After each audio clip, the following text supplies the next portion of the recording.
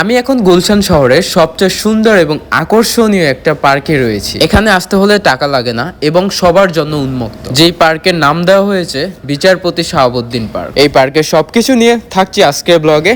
আমি এখন রয়েছি বাড্ডার নতুন বাজার এসি বাসে, যেটা নতুন বাজার থেকে গুলশান 2 যায়। গুলশান এসে একজনকে জিজ্ঞেস করে যে শাহাবুদ্দিন পার্ক যাব, তারপরে তারা 5 মিনিট হাঁটার একটা রাস্তা দেখিয়ে দেয়। ওই পথ দিয়ে আসলে আমি পেয়ে যাই Shahabuddin park. Wow, so beautiful place. 0.5x এ রয়েছে আমার ক্যামেরা, যেটা জোশ, অস্থির লাগতেছে ভাই। এই সুন্দর সুন্দর দৃশ্যগুলা তোমরা জাস্ট যখন মেন গেট দিয়ে ঢুকবা তখনই দেখতে পারবা। আমি ক্যামেরার সামনে যাইতে পারতেছি না, কারণ হচ্ছে আমার ক্যামেরা ধরার মতো কোনো লোক নাই, আমি একাই। সো বিষয়টা দুঃখজনক। এই পার্কের মাঝখানে বিশাল বড় একটা এরিয়া নিয়ে রয়েছে লেক, যার কিছুটা অংশ হচ্ছে হাতির ঝিলের মতো, আবার কিছুটা অংশ হচ্ছে রমনা পার্কের মতো। এটা নর্মাল 1x ভিডিও ক্যামেরা ছিল, এবার তোমার একটু 5x দিয়ে একটু দেখাই। 5x দিয়ে দিলে কেমন হয়? This is 0.5x।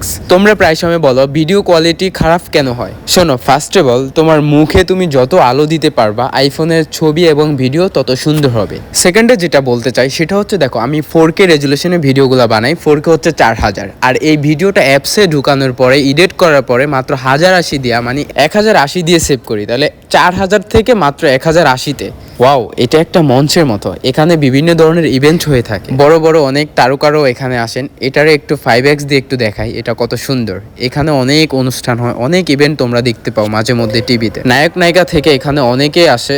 আর আরেকটা কথা বলি, কিছুদিন আগে জনাব তারেক রহমানও এখানে একটা শো করছিলেন, মেবি এটা হয়তো সাংবাদিকদের ছিল। হ্যাঁ, ভিডিও কোয়ালিটির কথা যেটা বলতেছিলাম, আমরা অনেক সময় দেখি যে ভিডিও দেখতেছি, ফোনে ইন্টারনেট ব্যবহার করতেছি, বাট দেখা যাইতেছে এই ভিডিওটা অনেকটা ঘোলাটে টাইপের। সো আমাদের নেট যখন স্লো থাকবে তখন দেখবা আমরা যে ভিডিওটা দেখতেছি ওইটা দেখবা ঘোলাটে টাইপের হয়ে গেছে। আশা করতেছি বিষয়টা ক্লিয়ার, তোমরা এই বিষয়টা বুঝতে পারছো। দেখো, রমনা পার্ক কিন্তু রমনা পার্কই, আর শাহাবুদ্দিন পার্ক কিন্তু শাহাবুদ্দিন পার্ক। শাহাবুদ্দিন পার্কের সাথে তুমি কখনো রমনার সাথে মিলাইতে পারবা না, এটা অসম্ভব সুন্দর। তুমি যদি প্রকৃতিকে যদি বুঝতে চাও, প্রকৃতির যে সৌন্দর্য এটা যদি উপভোগ করতে চাও, তাহলে অবশ্যই তোমাকে মন দিতে হবে প্রকৃতির উপরে। অবশ্যই তোমরা মন দিলে বুঝতে পারবা। এটা একটা বই লাইব্রেরি, যেটা অনেকটাই বড়, অনেকটাই সুন্দর। এটার নাম হচ্ছে বুকওয়ার্ম। গাইস, এটা কিন্তু অনেকটাই সুন্দর। ও মাই গড, ওয়েদারটা কি মনে হইতেছে কালবৈশাখী ঝড় আসবে। গাইস, আমি কিন্তু মনে মনে একটু খুশি। কেন জানো? আমি অনেকদিন হয়েছে বৃষ্টিতে ভিজি না, আজকে যদি বৃষ্টি আসে তাহলে ভিজবো। ফাইনালি বৃষ্টি গাইস। ফুডের দোকান থেকে একটা ফোন নিলাম, ফোনের ভিতরে ফোন, মানি ব্যাগ নিয়ে অলরেডি আমি এখন ভিজতেছি। অনেক বছর পর ভিজলাম। ভেবেছিলাম পিয়াকে নিয়ে ভিজবো, বাট পিয়াকেও সেভাবে পাওয়া হয় নাই, আর বৃষ্টিতেও ভিজা হয় নাই।